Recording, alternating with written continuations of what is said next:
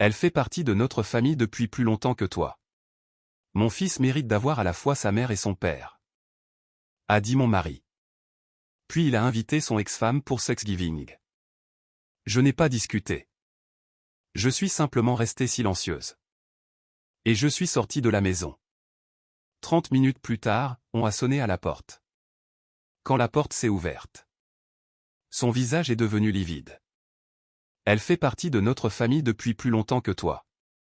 Mon fils mérite d'avoir sa mère et son père. Mon mari l'a dit, puis il a invité son ex-femme à Thanksgiving. Je n'ai pas discuté. Je suis restée silencieuse et je suis sortie de la maison. 30 minutes plus tard, la sonnette a retenti. Quand la porte s'est ouverte, son visage est devenu pâle. Je me souviens exactement de la façon dont la sauce au canneberge a glissé sur le plat en porcelaine, lente et brillante, comme si elle essayait de s'échapper de la table. Le genre de petit détail insignifiant auquel votre esprit s'accroche quand quelque chose de bien plus grand se brise juste sous la surface. C'était fin novembre, dans le nord de la Virginie, le genre de froid qui s'installe dans les os. Et la maison de ses parents, sentait la dinde rôtie, la sauge. Quelque chose d'autre que je ne pouvais plus vraiment nommer. Peut-être était-ce la distance. Peut-être était-ce la tranquille réalisation que j'avais déjà perdue. Un endroit où je pensais appartenir. Nous étions mariés depuis 3 ans, Daniel et moi. Et pendant la majeure partie de ce temps, nous avions vécu chez ses parents, sous ce que tout le monde aimait appeler un arrangement temporaire. Bien que le temporaire ait cette façon de s'étirer quand cela arrange les personnes qui en bénéficient. Après que l'affaire de Daniel eut stagné et que le loyer à Arlington ne cessa d'augmenter, sa mère nous avait proposé la suite au sous-sol, 2 pièces, une petite salle de bain, une kitchenette qui bourdonnait plus qu'elle ne fonctionnait.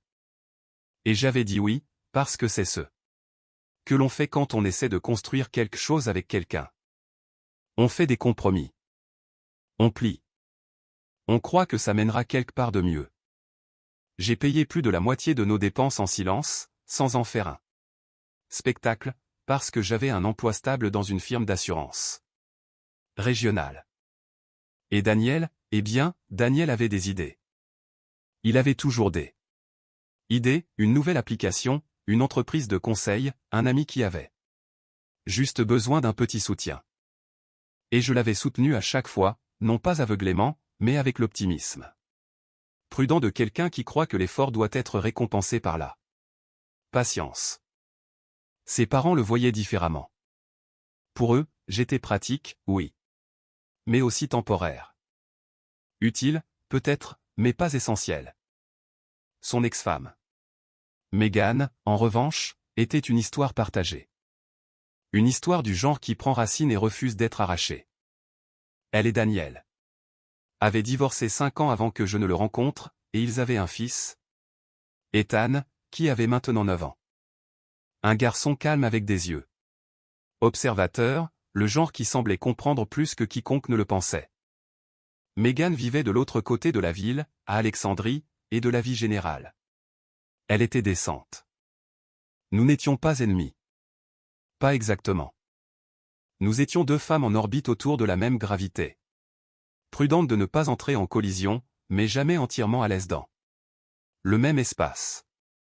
Jusqu'à cette nuit-là. Daniel, dit sa mère, en posant un plat avec un peu trop de force, lui as-tu dit?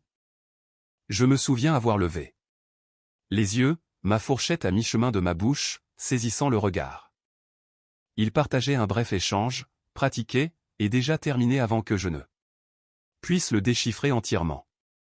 Daniel s'éclaircit la gorge, comme il le faisait toujours quand il était sur le point d'adoucir quelque chose de tranchant. J'ai invité Megan à se joindre à nous pour Thanksgiving, dit-il. Trop négligemment, comme s'il parlait du temps ou d'un match de football. Pour Ethan, ça a juste du sens. La pièce changea, non pas physiquement, mais de cette manière subtile où un espace change quand l'air devient plus lourd. Je le sentis presser ma poitrine. Lent et délibéré. J'attendis une seconde, deux, peut-être trois, la suite. L'explication qui m'inclurait dans la décision, qui reconnaîtrait que c'était aussi ma maison, même si elle était techniquement celle de ses parents. Elle ne vint pas. Sa mère sourit, une petite courbe satisfaite de ses lèvres. C'est la bonne chose à faire, ajouta-t-elle. Ethan ne devrait pas avoir à choisir entre ses parents un jour férié. Je posai ma fourchette avec soin, l'alignant avec le bord de l'assiette, car le contrôle, aussi minime soit-il, me semblait nécessaire à ce moment-là. Tu aurais pu me le dire, dis-je, ma voix égale, presque détachée, ce qui me surprit. Daniel haussa les épaules, non pas avec dédain, mais sans s'excuser non plus. On te le dit maintenant, répondit-il. Ce n'est pas grave. Pas grave. Je regardais la table, son père silencieux comme toujours, concentré sur sa nourriture. Sa mère composée et sûre d'elle. Daniel déjà détendu, ayant dépassé le moment comme s'il s'était résolu de lui-même. Et puis il y avait moi, soudainement consciente que j'étais la seule à ne pas avoir accepté quelque chose qui avait déjà été décidé.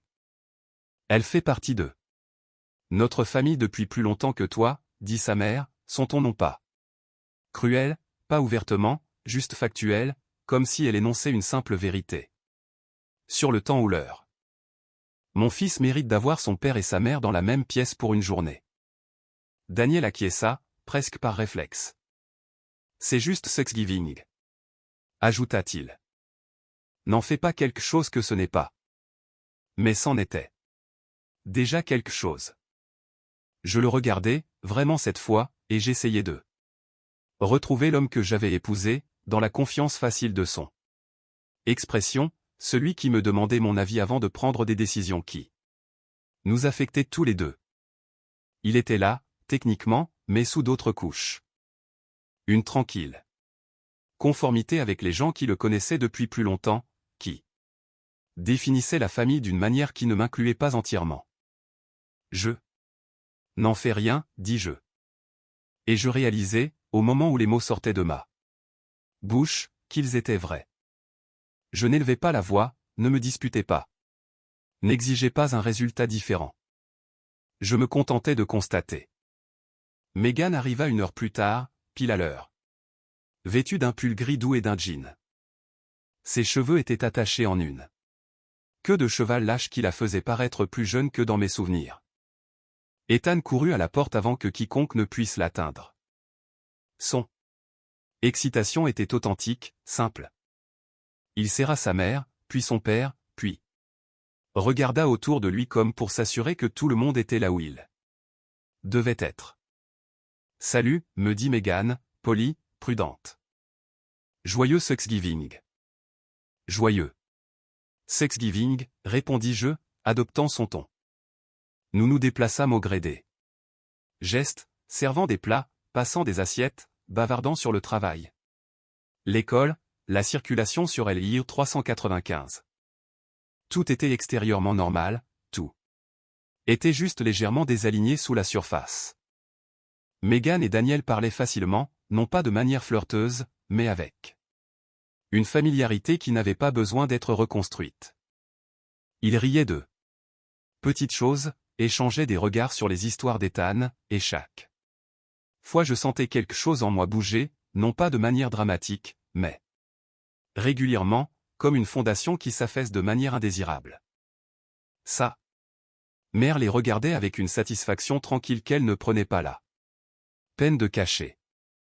À un moment donné, alors que je me tenais au comptoir pour remplir des verres, j'ai surpris mon reflet dans la fenêtre assombrie, mon visage composé, les yeux clairs, la posture droite, et je me suis demandé. Non pas pour la première fois. Comment quelqu'un pouvait être si présent dans une pièce et se sentir pourtant entièrement inutile. Tu es silencieuse ce soir, dit Daniel plus tard, appuyé contre l'embrasure de la porte, un verre de vin à la main. J'écoute, répondis-je. Il m'étudia un instant, puis haussa les épaules à nouveau, ce geste familier qui semblait clore les conversations avant qu'elles ne puissent s'ouvrir. Ne complique pas les choses, dit-il. C'est juste. Pour Ethan. Juste pour Ethan. J'acquiesçai, car il était inutile de discuter. Avec un récit déjà accepté par tous les autres. Au lieu de cela, je finis ce que je faisais, m'essuyer les mains sur une serviette et la poser soigneusement sur le comptoir. Je vais sortir un peu. Dis-je. Daniel fronça légèrement les sourcils. Maintenant? Nous allons passer au dessert. Je ne serai pas longue. Personne ne m'arrêta quand je pris mon manteau. Personne ne me demanda où j'allais. Megan aidait Ethan avec quelque chose à table. Sa mère arrangeait les assiettes. Son père versait du café. Et Daniel se tournait déjà vers la pièce, comme si mon absence serait temporaire. Insignifiante, facilement comblée. Le froid me frappa dès que je sortis, vif et pur, et j'inspirai profondément, le laissant apaiser mes pensées. Le calme de la rue, le bourdonnement lointain de la circulation, la faible lueur des lumières. Des porches. Tout semblait plus honnête dehors, moins arrangé, moins contrôlé. Je montai dans ma voiture, fermai la porte, et restai assise un instant, les mains posées sur le volant, sans bouger, sans me presser. Parce que ce n'était pas impulsif, ce n'était pas émotionnel de la manière qu'il supposerait plus tard. Cela se construisait depuis des mois, de petits renvois, de tranquilles décisions prises. Sans moi, un schéma devenu finalement impossible à ignorer. Je démarrai le moteur. 30 minutes plus tard, alors que la maison se remplissait du son des plats et des rires, je pouvais déjà imaginer, sans y être, la sonnette retentir. Et quand Daniel ouvrit la porte, n'attendant rien de plus qu'un voisin ou une livraison tardive, il vit exactement ce que j'avais décidé qu'il devait voir. Daniel me dirait plus tard que la première chose qu'il remarqua ne fut pas le visage de l'homme, mais le dossier dans sa main, épais, soigneusement ongleté, le genre de dossier qui suggère la préparation, la finalité et un processus déjà en marche. C'était le genre de détail qui n'aurait rien signifié pour lui un mois plus tôt. Mais à ce moment-là, debout dans l'embrasure chaude de la porte de la maison de ses parents, avec l'ambiance de Thanksgiving encore présente dans l'air, c'est devenu la seule chose sur laquelle il pouvait se concentrer. Daniel Harper? Demanda l'homme, son ton professionnel, neutre. Daniel hocha la tête, instinctivement prudent maintenant. Oui. Puis-je vous aider? L'homme jeta un coup d'œil à son presse-papier, puis de nouveau. Vous avez été servi, dit-il simplement, tendant les documents. Derrière Daniel, la maison continuait comme si rien n'avait changé. L'argenterie tintait. Quelqu'un riait, sa mère probablement, et la voix d'Ethan portait faiblement de la salle à manger. Pendant une fraction de seconde, Daniel ne bougea pas, comme si les mots avaient besoin de temps pour se réarranger en quelque chose de moins significatif. Servi, répéta-t-il, plus lentement cette fois. Des papiers de divorce. Clarifia l'homme, déjà en train de changer de poids comme pour se préparer à partir. Vous trouverez tous les détails pertinents à l'intérieur. Vous avez 30 jours pour répondre. Daniel prit le dossier presque automatiquement, ses doigts se resserrant sur les bords alors que son poids s'installait. Attendez, dit-il, faisant un pas en avant. Il doit y avoir une erreur. Il n'y a pas d'erreur, répondit l'homme, non pas méchamment, mais sans intérêt. Bonne soirée. La porte se referma avec un léger clic définitif. Pendant un instant, Daniel resta là, fixant les papiers dans ses mains, comme s'il pouvait se dissoudre s'il attendait assez longtemps, comme si c'était encore une conversation à laquelle il pouvait se soustraire. Puis il se retourna. Lentement, la chaleur de la maison soudainement trop forte, trop brillante, trop normale pour ce qui venait de se passer. Qui était-ce? Appela sa mère. Depuis la salle à manger. Daniel ne répondit pas tout de suite. Il revint, le dossier toujours fermé, son expression passant de la confusion à quelque chose de plus vif, de plus troublées. Meghan remarqua la première, elle avait toujours été observatrice, et ses yeux le suivirent alors qu'il s'arrêtait au bord de la table. « Qu'est-ce que c'est » demanda-t-elle doucement. Daniel posa le dossier sur la table, le son plus lourd qu'il n'aurait dû l'être. « C'est d'elle, dit-il, sans avoir besoin de prononcer mon nom. » Sa mère fronça les sourcils, l'irritation traversant son visage. « De qui ? » « De ma femme. » dit Daniel, le mot s'étranglant légèrement cette fois. Le silence se répandit. Dans la pièce, pas bruyant, pas dramatique, mais immédiat et complet. Même Ethan s'interrompit, sa fourchette à mi-chemin de sa bouche, regardant entre les adultes avec la conscience instinctive d'un enfant que quelque chose avait changé. Daniel ouvrit le dossier, puis feuilleta les premières pages avec une urgence croissante. Un langage juridique précis et structuré, décrivant des termes qui avaient clairement été considérés bien avant ce moment. Dissolution du mariage. Division des biens, demande de divulgation, tout était exposé d'une manière qui laissait très peu de place à l'improvisation. « Qu'est-ce que c'est » demanda sa mère, repoussant légèrement sa chaise. « Qu'est-ce qu'elle essaie de faire » Daniel ne répondit pas immédiatement. Il lisait maintenant. Vraiment lisait. Et à chaque ligne, son visage changeait. D'abord de la confusion, puis de l'incrédulité, et finalement quelque chose de plus proche de la compréhension, mais pas le genre qu'il voulait. « Elle a déposé la semaine dernière, dit-il lentement. Tout est déjà en cours. » « La semaine dernière, répéta sa mère, la voix montant. « Et tu ne le découvres que maintenant ?» Je ne savais pas, lâcha Daniel, plus brusquement qu'il ne l'avait voulu. Meghan se pencha légèrement, le front plissé. « Qu'est-ce que ça dit » demanda-t-elle. Daniel hésita, puis expira, tournant une autre section. « Elle demande une divulgation financière. » « Complète, dit-il. Compte, investissement, dette, tout. »« C'est standard, dit Meghan. Doucement, bien que ses yeux se posèrent sur les siens, cherchant quelque chose de plus. Daniel hocha la tête, mais il y avait une tension dans ses épaules. Maintenant, une raideur qui n'était pas là auparavant. « Oui, dit-il. Mais elle a listé des biens que je ne savais même pas qu'elle avait séparés. » Sa mère ricana. « Quel bien ? Vous deux n'avez presque rien. » Daniel ne répondit pas. Au lieu de cela, il tourna une autre page, la parcourant. Rapidement, sa mâchoire se serrant. « Elle a déplacé ses comptes, dit-il. Fermé le compte courant commun, transféré ses économies. Il y a une note ici.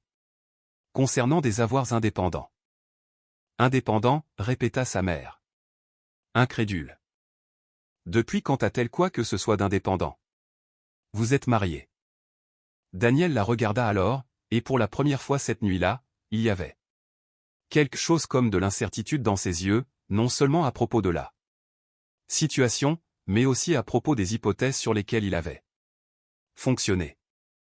Elle a toujours géré les factures, dit-il lentement. Loyer. Service public, assurance. Je lui ai juste fait confiance pour les gérer. Meghan recula légèrement, son expression devenant plus mesurée, plus prudente. Cela signifie qu'elle sait exactement où tout se trouve, dit-elle. Et maintenant, elle l'a organisé. Avant de déposer. L'implication s'installa lourdement dans la pièce. Elle a planifié ça, dit Daniel, la réalisation s'installant pleinement maintenant. Sa mère secoua la tête, dédaigneuse, presque offensée. Planifier quoi ? Partir. Pour un dîner de fête ? Ne sois pas ridicule. Elle exagère, c'est tout. Daniel ne discuta pas, mais il n'acquiesça pas non plus. Il feuilletait toujours les documents, plus lentement maintenant, plus délibérément, comme si chaque page pouvait révéler quelque chose qu'il avait manqué. Elle ne demande pas la maison, dit-il après un moment. Sa mère se redressa. Légèrement comme pour se préparer. bien sûr que non. Ce n'est pas à elle de demander. Elle ne te demande rien, clarifia Daniel. C'est juste entre nous. Bien, dit rapidement sa mère. Alors c'est simple. Tu vas lui parler. Explique-lui que tout cela est un malentendu et elle le retirera. Daniel ne répondit pas. Au lieu de cela, il tourna la dernière page où ma signature était. Claire, stable, indubitable. En dessous, la date, la semaine dernière. Pendant qu'il travaillait sur sa dernière idée, pendant que nous partagions des repas. Des conversations, des routines qui semblaient maintenant étrangement répétées. J'avais déjà franchi la première étape légale pour partir. Elle ne m'a même pas prévenu, dit-il doucement, plus à lui-même qu'à quiconque. Megan le regarda un instant, puis parla avec précaution. Peut-être qu'elle a senti qu'elle ne pouvait pas, dit-elle. Sa mère ricana de nouveau. Oh, s'il te plaît. Elle est dramatique. Tu invites ton ex-femme pour le bien d'eux. Ton enfant et soudain elle demande le divorce. Ce n'est pas raisonnable. Daniel referma le dossier, leçon finale, contrôlée. Ce n'est pas juste ce soir, dit-il, sa voix plus basse maintenant. C'est tout ce qui s'est passé. Cela lui valut un regard acéré de sa mère. Tout, répéta-t-elle. Qu'est-ce qui lui a manqué exactement? Daniel, un toit. Au-dessus de sa tête, une famille qui l'accueille. Que attend-elle de plus? Daniel ouvrit la bouche, puis la referma, car la réponse, maintenant qu'il était obligé de la considérer, n'était pas aussi simple que sa mère voulait qu'elle le soit. Megan se leva alors, se dirigeant vers l'évier avec une efficacité tranquille, donnant de l'espace au moment sans le quitter entièrement. Ethan était retourné à son assiette, bien que ses mouvements fussent plus lents, plus prudents maintenant. Tu vas l'appeler, demanda Megan par-dessus son épaule. Daniel baissa les yeux vers son téléphone, toujours posé sur la table, intouché depuis son retour. À l'intérieur. Il le ramassa. L'écran s'éclaira immédiatement. Aucun appel manqué, aucun message, rien qui suggéra une urgence de ma part. Cela, plus que tout, le troubla. Il composa quand même. La ligne sonna une fois, 2 fois, 3 fois. Pas de réponse. Il essaya de nouveau, directement sur la messagerie vocale. Daniel abaissa lentement le téléphone, le silence de l'autre côté plus fort que toutes les disputes que nous avions jamais eues. Elle ne répond pas, dit-il. Sa mère agita une main dismissive. Laisse-la se calmer, dit-elle. Elle reviendra quand elle réalisera qu'elle a fait une erreur. Mais Daniel n'en était plus si sûr. Car pour la première fois depuis que la porte s'était ouverte, depuis que le dossier avait été placé entre ses mains, il commençait à comprendre quelque chose qu'il avait négligé depuis bien trop longtemps. Je n'avais pas réagi. Je n'avais pas discuté. Je n'étais même pas resté. J'avais simplement agi. Et cela faisait toute la différence. Je n'ai pas répondu aux appels de Daniel ce soir-là, ni le lendemain matin, ni le surlendemain, non par dépit, non pour le punir par le silence, mais parce que j'avais déjà dit tout ce qui comptait dans le seul langage qu'il avait jamais pris au sérieux, l'action. Les mots, dans notre mariage, avaient été faciles à rejeter, à adoucir, à recadrer jusqu'à ce qu'ils n'exigent plus de changement. Les documents, cependant, ne négocient pas, et une fois déposés, ils avancent. Que vous soyez prêt ou non. J'ai pris une chambre dans un modeste hôtel de séjour prolongé à Tyson's, le genre qui offrait des tarifs à la semaine, une petite kitchenette et juste assez de distance pour penser clairement. J'ai déballé ce dont j'avais besoin, posé mon ordinateur portable sur le bureau et ouvert le dossier que j'avais préparé pendant des semaines. Relevé bancaire, police d'assurance, déclaration de revenus, enregistrement silencieux d'une vie que j'avais gérée avec soin alors que tout le monde supposait qu'elle existait simplement. C'est étrange de réaliser à quel point vos contributions ont été invisibles jusqu'à ce que vous cessiez de les faire. Les lumières s'allument toujours, les factures sont toujours payées. Pendant un certain temps, puis progressivement le système commence à révéler ses dépendances. Je n'avais rien caché, pas vraiment. J'avais simplement organisé, séparé ce qui était à moi, fermé ce qui était partagé, et m'étais assuré qu'en partant, je ne prendrais pas plus que ma part, mais que je ne laisserais pas non plus ce que j'avais construit. Le lundi matin, je suis allé travailler comme d'habitude. Le bureau à Fairfax était calme, familier, un endroit où mon identité était définie par la compétence plutôt que par les relations. Ma collègue Karen remarqua le changement immédiatement. Elle le faisait toujours, mais elle n'insista pas. Elle se contenta de déposer une tasse de café sur mon bureau et dit « On dirait que tu as pris une décision, avec cette douce façon de savoir. » « Oui, répondis-je. Alors quoi qu'il arrive ensuite, dit-elle, tu y feras face. J'acquiesçai, car cela, au moins, était quelque chose que je pouvais contrôler. Les messages de Daniel devinrent plus fréquents au fur et à mesure de la journée. D'abord de la confusion, puis de l'inquiétude, puis une note d'urgence plus vive. Il demanda où j'étais, pourquoi je n'avais rien dit. De quoi il s'agissait, et enfin si nous pouvions parler. Je lus chacun d'eux attentivement, sans me presser, sans réagir, puis, à la fin de la journée, je répondis par une seule ligne, nous pouvons parler par l'intermédiaire de nos avocats pour l'instant. Ce n'était pas cruel. Ce n'était pas dramatique. C'était simplement approprié. Au moment où je retournais à l'hôtel ce soir-là, mon téléphone était de nouveau silencieux. De retour chez ses parents, le silence avait pris une qualité différente.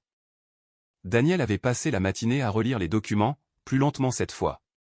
Traçant chaque ligne, chaque clause, comme si la répétition pouvait révéler une erreur qu'il aurait manquée.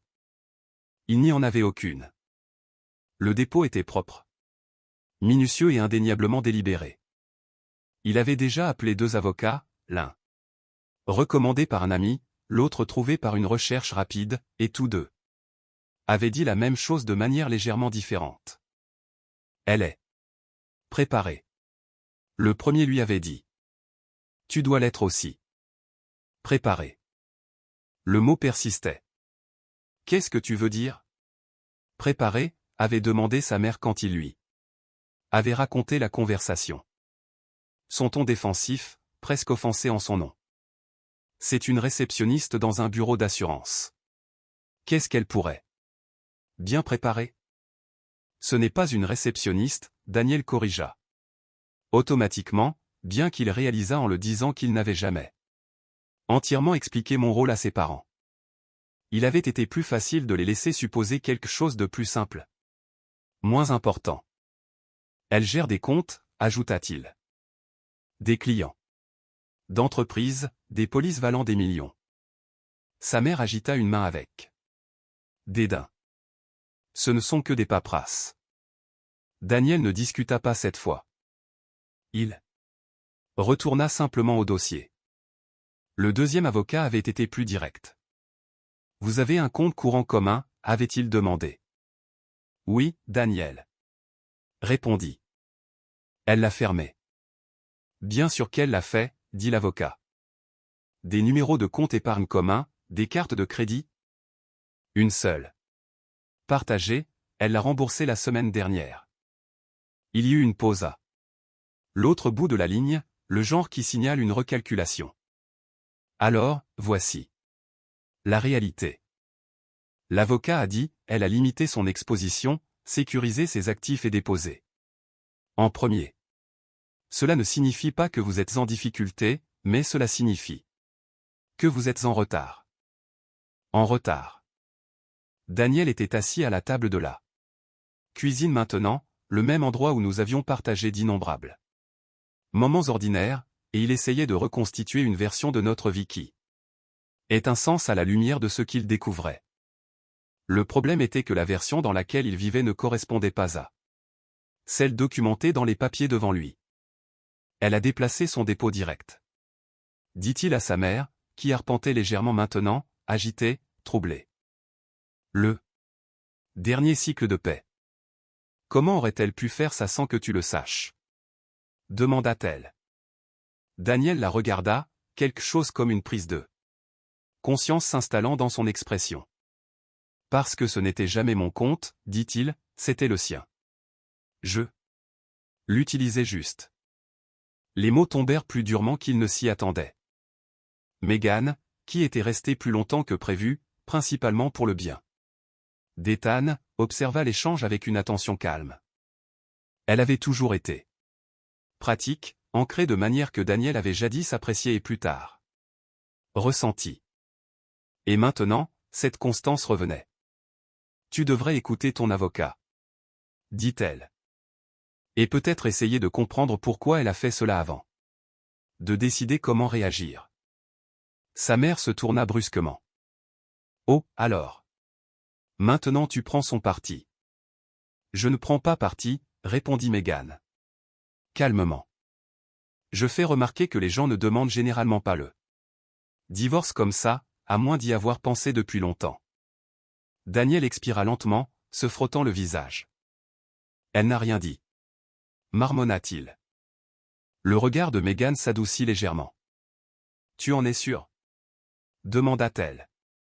La question persista, car en repensant non seulement à Thanksgiving, mais aux semaines précédentes, il commença à remarquer des choses qu'il avait négligées. De petits commentaires, des questions sur les factures. Une demande de revoir leurs dépenses qu'il avait balayées du revers de la main. Un moment où elle s'était tenue dans l'embrasure de la porte comme si elle attendait qu'il demande quelque chose qu'il n'a jamais fait. Elle a essayé, dit-il doucement, la prise de conscience non pas dramatique, mais constante. Sa mère secoua la tête, refusant de changer de position. Même si elle l'a fait, c'est toujours une réaction excessive, insista-t-elle. Tu invites ton ex-femme une fois et elle demande le divorce. Ce n'est pas raisonnable. Ce n'était pas une fois, dit Daniel plus fermement. Maintenant. C'était un schéma. Le mot lui semblait étranger en bouche, mais précis. Megan acquiesça légèrement.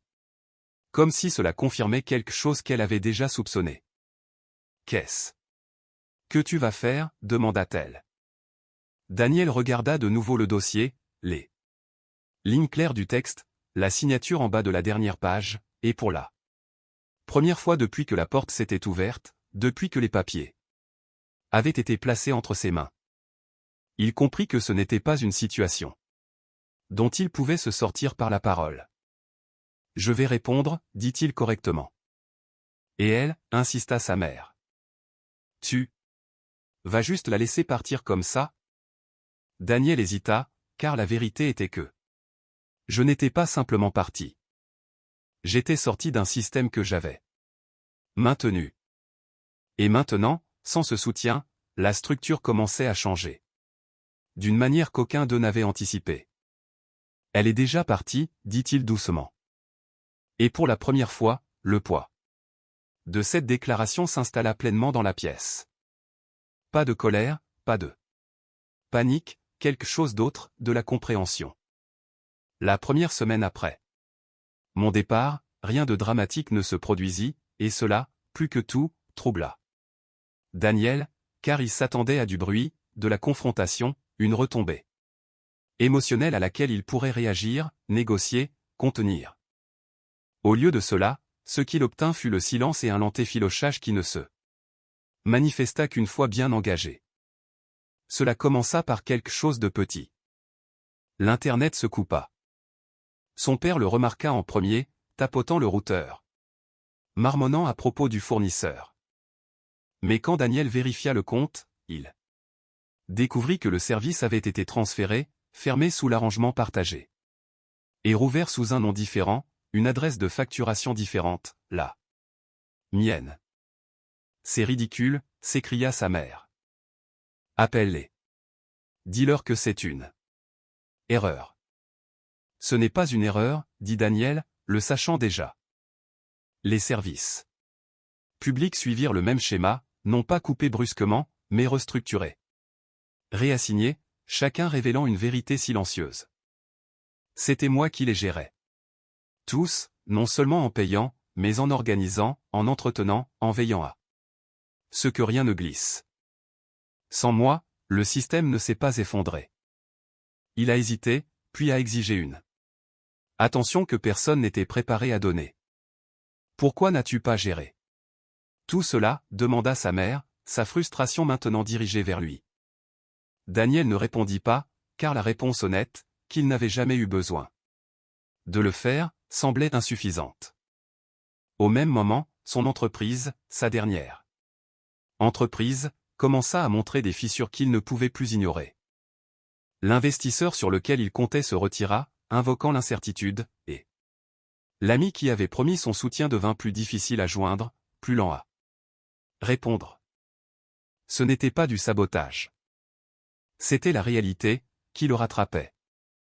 Pendant ce temps, je continuais ma routine. Réunion de travail, email. Soirée tranquille dans un espace qui était le mien, même si temporaire. J'ai rencontré mon avocat 2 fois cette semaine-là, examinant des documents.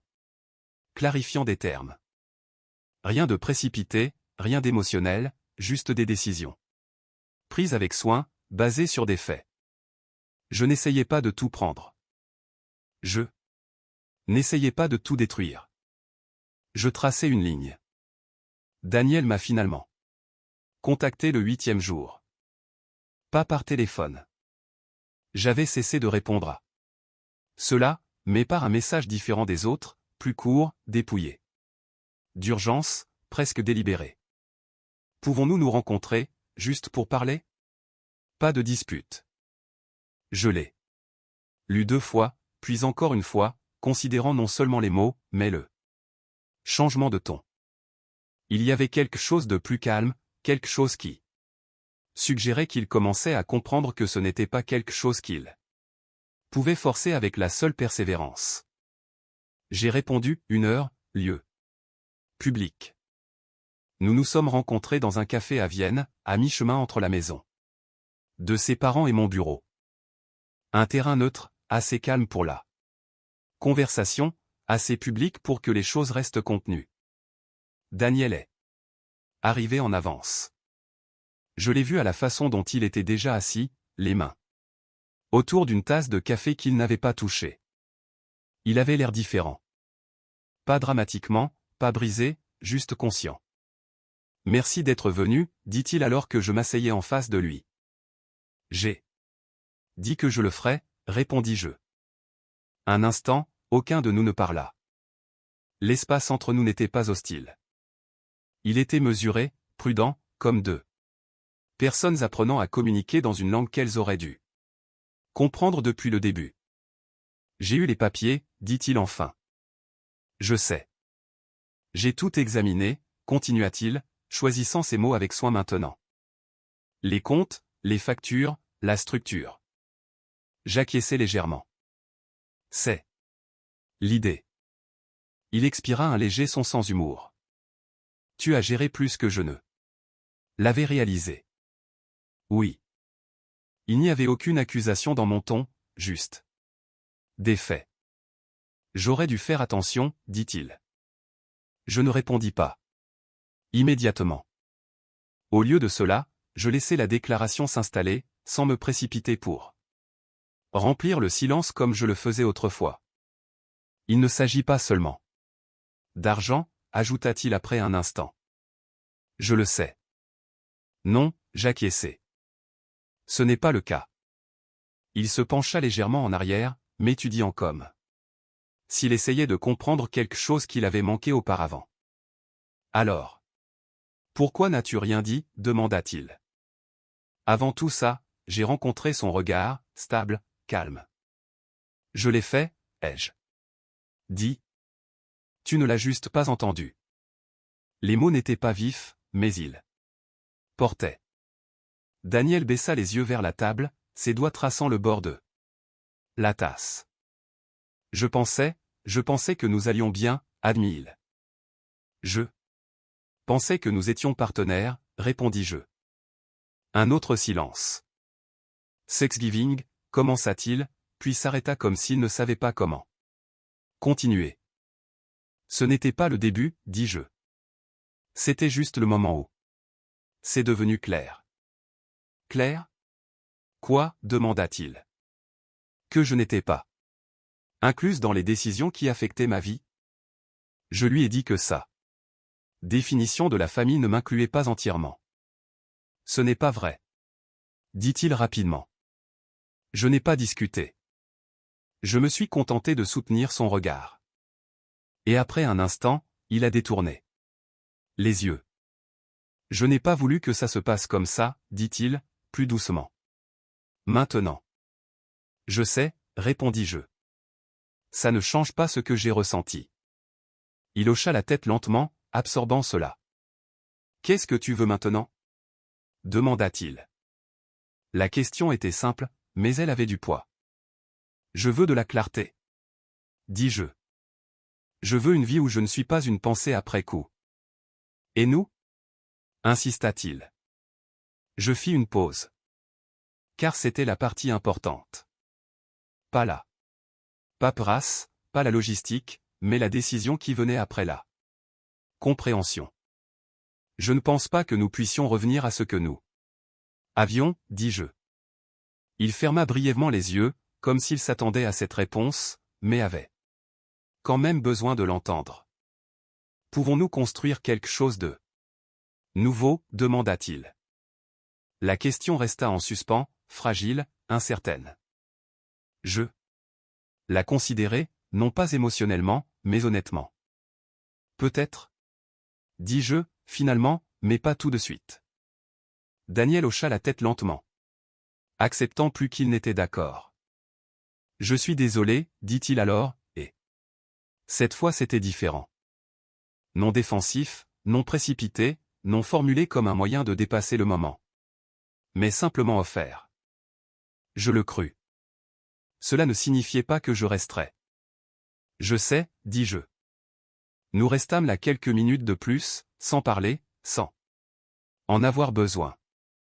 La conversation avait changé quelque chose, pas assez pour annuler ce qui s'était passé, mais assez pour rendre les prochaines étapes plus claires. Quand je me levai pour partir, Daniel n'essaya pas de m'arrêter. Prends soin de toi, dit-il. Toi aussi. Et alors que je sortais du café, retrouvant le rythme tranquille d'une vie que je reconstruisais à ma manière, je réalisais quelque chose que j'avais mis bien trop longtemps à comprendre.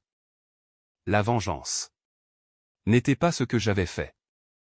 J'avais simplement cessé d'accepter moins que ce que je méritais. Le divorce ne s'est pas produit d'un seul coup. Il a évolué. Comme la plupart des choses réelles aux États-Unis, à travers la paperasse, les appels programmés, les divulgations mesurées, et une succession de petites décisions qui s'ajoutent à un changement de cap qui bouleverse la vie. Les semaines devinrent des mois, et pendant ce temps, quelque chose de plus stable remplaça le choc qui avait jadis tout coloré. Non pas du soulagement, non. Pas du regret, quelque chose de plus calme, de la clarté. Nous convînmes très tôt de maintenir des relations cordiales, non pas pour les apparences, non pas pour la commodité, mais parce qu'il y avait un enfant au centre de tout cela, et les enfants se souviennent de plus de choses que les adultes ne le pensent. Ethan n'avait pas besoin d'être témoin d'amertume pour comprendre que les adultes font des choix. Il avait besoin de voir que ces choix pouvaient être gérés avec retenue, avec dignité, même quand ils faisaient mal. Daniel et moi ne nous rencontrions que lorsque c'était nécessaire, souvent dans des bureaux qui sentaient légèrement le papier et le café, où la conversation restait dans les limites des accords et des termes. Et pourtant, il y avait parfois des moments, brefs, sans garde, où la structure s'écroulait et où quelque chose de plus humain transparaissait. Je ne réalisais pas à quel point tu portais, dit-il un jour, sans me regarder, son attention fixée sur le document devant lui. Je ne réalisais pas à quel point. Tu ne remarquais rien, répondis-je, non pas durement, juste honnêtement. Il acquiesça, l'acceptant d'une manière qu'il n'avait jamais fait auparavant. Ses parents, en revanche, mirent plus de temps à s'adapter. Au début, il y avait eu de la résistance, des critiques silencieuses, quelques tentatives pour recadrer le récit en quelque chose qui les rendait plus à l'aise. Je m'y étais attendu. Ce à quoi je ne m'étais pas attendu, c'est le changement progressif qui suivit, subtil mais réel. Cela a commencé par quelque chose de petit. Un message de sa mère. Pas une excuse. Pas au début. Juste une question sur un formulaire d'assurance qu'elle ne comprenait pas, envoyé à mon email au lieu de celui de Daniel. Je l'ai regardé un instant, reconnaissant l'importance, non pas dans le contenu, mais dans l'acte lui-même. Elle tendait la main, non pas parce qu'elle le devait, mais parce qu'elle en était venue à reconnaître, à contre-cœur, que je savais des choses qu'elle ignorait. J'ai répondu brièvement, professionnellement, expliquant ce qu'elle devait faire. Il n'y a pas eu de réponse immédiate. Puis, des heures plus tard, une seule ligne, merci. Ce n'était pas une réconciliation, mais c'était quelque chose. Megan, à sa manière, avait déjà retrouvé sa place. Non pas comme un remplacement, non pas comme une ombre de ce qui avait été, mais comme ce qu'elle avait toujours été, la mère d'Ethan. Nos interactions restèrent polies, respectueuses, ancrées dans la compréhension partagée que nul d'entre nous n'avait besoin de se disputer un rôle déjà défini. Un après-midi, alors que nous nous tenions devant l'école d'Ethan après la sortie, elle se tourna vers moi et dit « Je ne voulais pas que les choses aillent si loin. » « Je sais, répondis-je. Je voulais juste qu'il ait des vacances normales, ajouta-t-elle. Moi aussi. Elle me regarda, puis me regarda vraiment et acquiesça lentement, comme si quelque chose s'était finalement aligné. Prends soin de toi, dit-elle. Toi aussi. Et c'était suffisant. Le processus légal se conclut sans drame. Les biens furent équitablement répartis. Les comptes furent fermés ou réaffectés, et les derniers papiers furent signés dans un bureau calme un mardi matin qui ne se sentait pas différent des autres. Il n'y eut pas de moment de triomphe, pas de sentiment de victoire, juste une reconnaissance tranquille que quelque chose s'était terminé et que quelque chose d'autre avait déjà commencé. Daniel et moi parlâmes une fois de plus après que tout fut finalisé, non pour revenir sur le passé, non pour renégocier ce qui avait déjà été décidé, juste pour boucler la boucle. Je pense que je comprends maintenant, dit-il, debout en face de moi sur le parking devant le tribunal. Pas tout, mais assez. C'est plus qu'avant. Dis-je. Il esquissa un petit sourire sans joie. Oui, ça l'est. Il y eut une pause. Puis il ajouta, j'espère que tu trouveras ce que tu cherches. Je considérai cela un instant. Je l'ai déjà, dis-je. Il acquiesça, acceptant cela, et pour la première fois depuis que nous nous étions rencontrés, il n'y eut aucune tentative de changer l'issue, aucun effort pour s'accrocher à quelque chose qui n'existait plus. Nous nous séparâmes là. Pas de colère, pas de promesses, juste de la compréhension.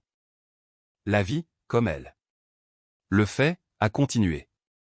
J'ai trouvé une petite maison de ville plus près de mon bureau. Rien d'extravagant, mais entièrement la mienne. J'ai choisi les meubles. Arrangé les pièces, créé un espace qui reflétait qui j'étais, et non qui j'avais essayé d'être pour quelqu'un d'autre. Mon travail continua, stable et gratifiant, et pour la première fois depuis longtemps, mon temps me semblait m'appartenir. Parfois, les soirs calmes, je repensais à cette nuit de Thanksgiving, non pas avec amertume, mais avec une sorte de clarté distante. Ce n'avait pas été le pire moment de ma vie, ni le plus douloureux.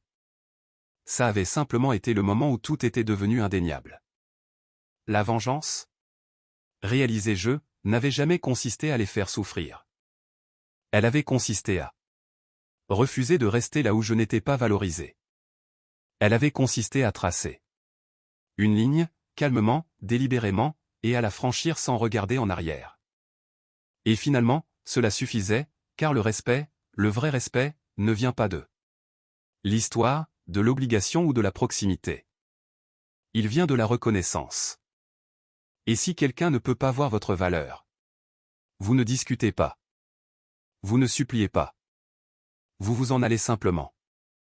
Si cette histoire a résonné en vous, si vous vous êtes déjà retrouvé dans un endroit où vous vous sentiez invisible, inaudible, ou discrètement mis de côté, prenez un moment pour réfléchir à vos propres limites, à votre propre valeur, et au choix que vous avez le pouvoir de faire.